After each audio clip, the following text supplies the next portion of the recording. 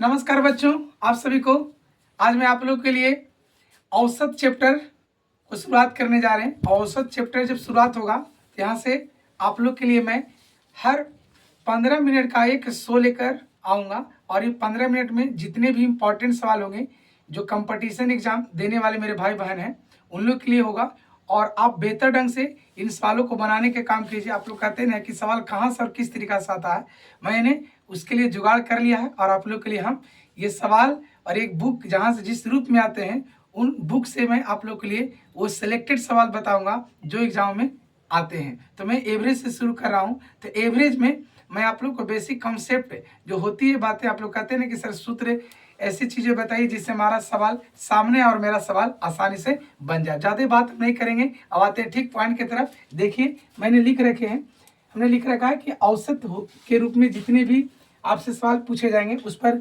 Main basic फॉर्मूले जो है उसमें क्या क्या चीज़ आता है मैं उससे आपको अवगत करा देता हूँ।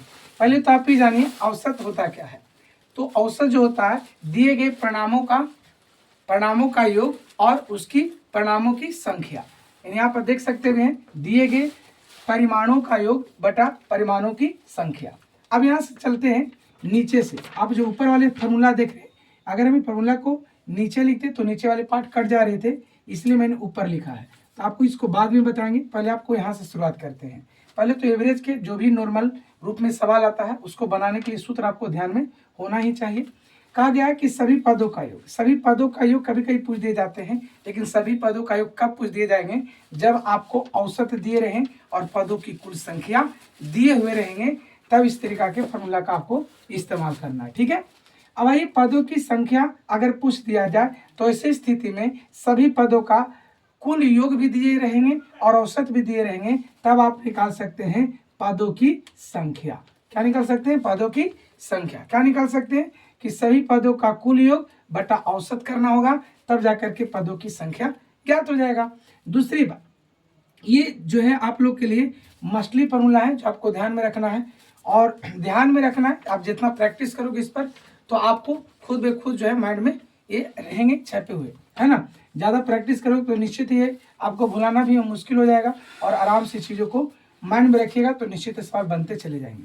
कहा गया कि प्रथम n प्रकृत संख्याओं का औसत पूछा जाए। देखिए मैंने एग्जाम्पल में लिखा भी है कि किस तरीका की वो n तक संख्याएं हो सकती है, जैसे 1 2 3 4 कुछ भी प्राकृतिक संख्या हो सकती है।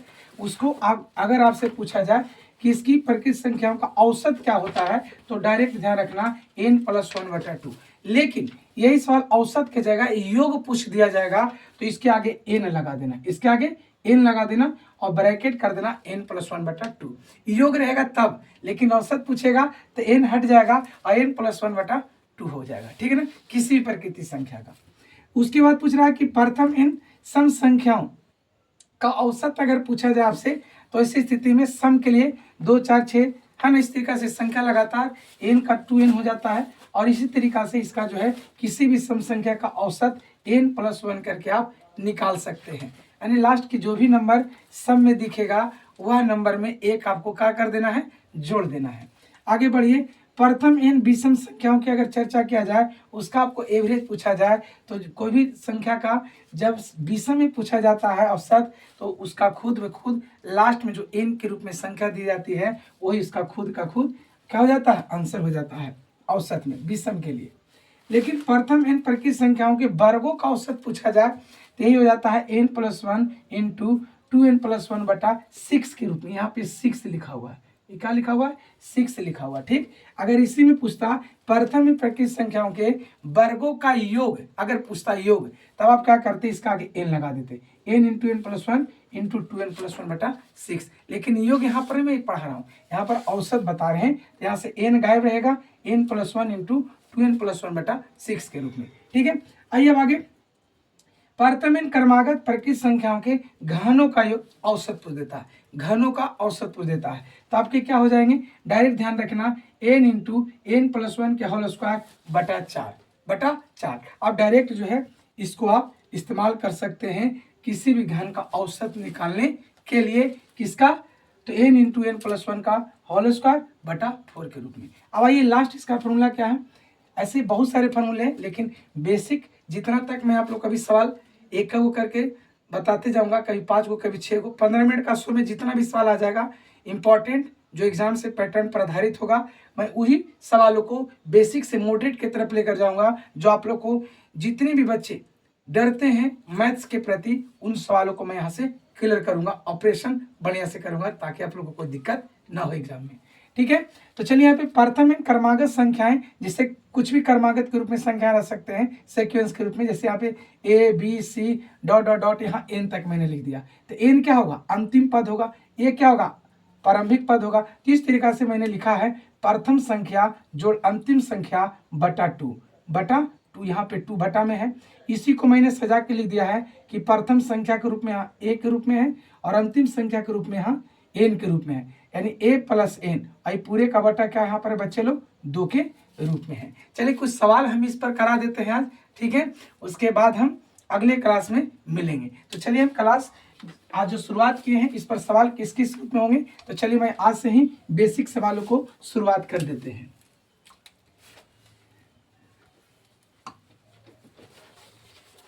मेरा एक क्लास भी लगा हुआ है, थोड़ा मैं ज़्यादा स्पीड बोल रहा हूँ, इसके लिए क्षमा चाहते हैं, है ना, लेकिन आप लोग को सीखना है, पढ़ना है, तो फिर करना ही क्या है। आप लोग को अगर अच्छा ही लगता है तो फिर आगे भी इस वीडियो को शेयर कीजिएगा। मैं आप लोग के लिए तात्पर्य हूँ कि हर बच्चे जो है सीखे और आगे निकले, आगे बढ़े, है ना। यहाँ पे देखिए मैं प्रथम सवाल आप लोग के लिए दे रहा हूँ। प्रथम नौ अभाज्य संख्याओं का औसत क्या है। देखिए हमें पसीना भी आ रहे हैं, लेकिन आप लोग को हमको सिखाना है पसीना क्या है ना। आप सीख जाओगे तो पसीना, है ना, आप सीख जाओगे और अच्छी तरीका से मेहनत करके कहीं ना कहीं सेटल हो जाओगे, तो इससे बड़ा और क्या चीज़ हो सकता है ना। तो 11.2/9। अब इसको देखो, यहाँ पे मैंने ऑप्शन भी दे रखा है और सवाल भी आपके सामने है। क्या कह रहा है, प्रथम 9 अभाज्य संख्याओं का क्या पूछा जा रहा है सर, औसत पूछा जा रहा है। ये जो सवाल है इसको कैसे बनाओगे, देखिए पहले आप ये जान लीजिए, कोई भी अभाज्य संख्या जो है आपको जो है 100 तक याद होना चाहिए। अगर याद नहीं करते तो प्रैक्टिस करो बार बार चीज़ों को लिख करके, कि ताकि माइंड सेटअप हो जाए कि कितनी संख्याएं किस रूप में 100 तक होती है। यहाँ पर आपसे पूछा जा रहा है कि 9 अभाज्य संख्याओं का औसत, तो 9 अभाज्य संख्याओं का एवरेज जब निकालोगे आप तो क्या करोगे, पहले आप 2 से शुरू करोगे, 2 3 5 7, है ना। उसके बाद कौन आता है 11, फिर कौन आता है, फिर आपको 13 आता है, फिर आपको कौन आता है 17। अब काउंट कीजिए, 9 बार हुआ, 1 2 3 4 5 6 7, 2 बार बढ़ो 19, उसके बाद कितना आते हैं, ये कितनी संख्या है बच्चे, तो 9 बार। तो यहाँ पर आप 9 से क्या कर दोगे, डिवाइड कर दोगे। देखिए ऐसे सवाल तो आपको टाइम टेकन लगेगा है, क्योंकि आप जब तक लिखोगे नहीं तब तक वो चीज़ कैसे होगा, है ना। तो ये चीज़ लिख करके ही आपको फाइंड करना होगा।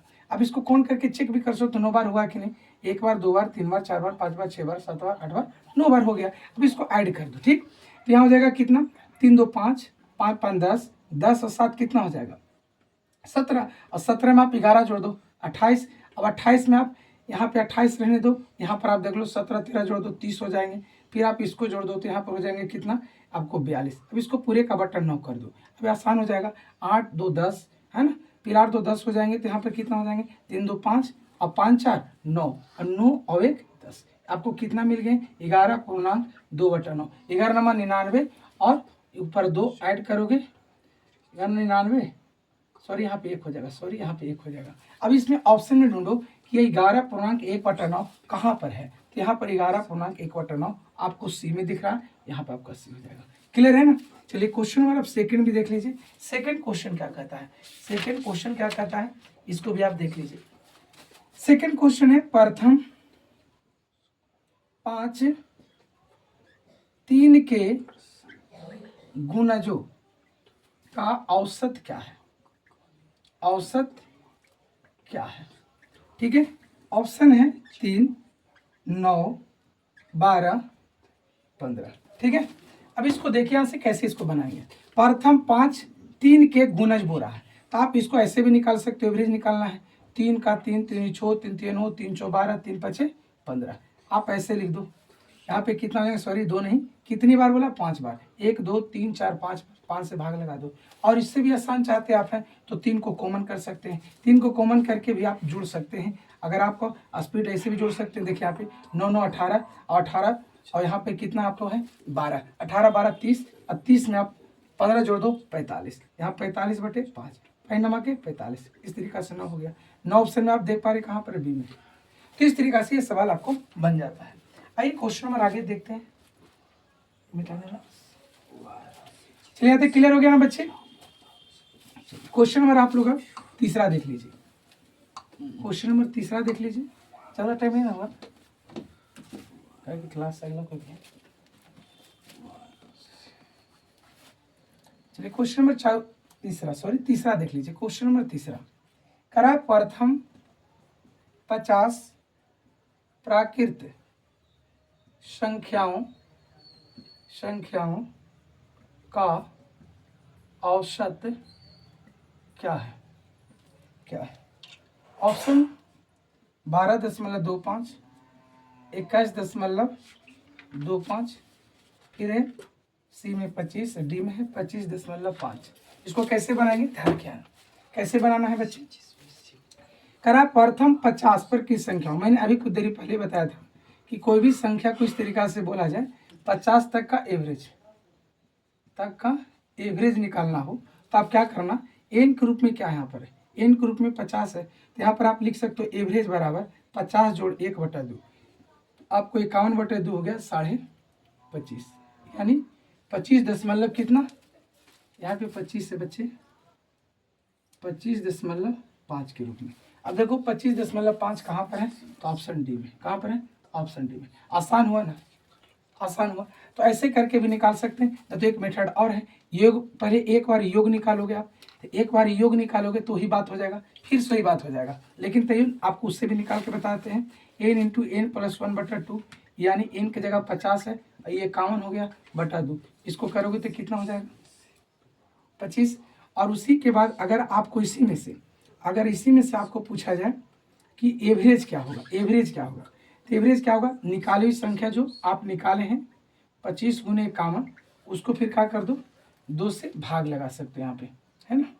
सॉरी, एवरेज निकालना तो कितनी संख्याओं का निकालना है?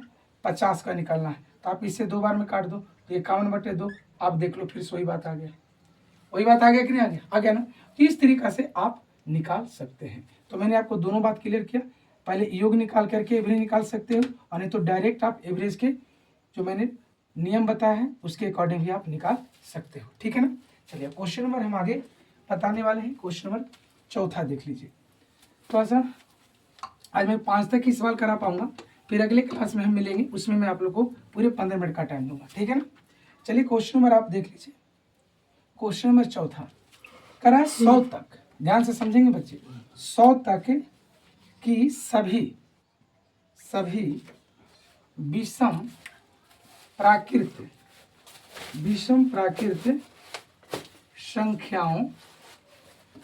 संख्याओं का औसत क्या है? औसत क्या है? ऑप्शन में है 49.5, सी में है 50 और डी में है 51।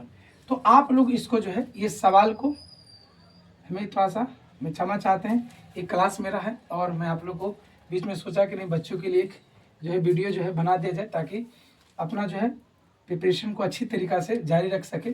तो मैं आप लोग को ये जो है होमवर्क में देता हूँ, इसका कमेंट आप लोग कमेंट बॉक्स में जरूर दीजिएगा आंसर। ठीक है ना? उसके बाद मैं इसके आगे आप लोग कमेंट बॉक्स में आंसर दीजिएगा। इसके बावजूद भी मैं इस सवाल को यहाँ अगले जब क्लास होगा तो 4 से ही बताएंगे। ठीक है ना? तो चलिए आज की क्लास को हम यहीं पर एंड करते हैं। आप लोग का वीडियो कैसा लगा है आप लोग अपने कमेंट बॉक्स में जरूर अपनी राय को बताएं, और ताकि मेरा इससे आप लोग जब बोलिएगा तो और हमें एनर्जी मिलेगा, तो और आप लोग के लिए और इस एनर्जी के साथ मैं आप लोग की क्लास लेकर लगातार आऊँगा। ठीक है ना?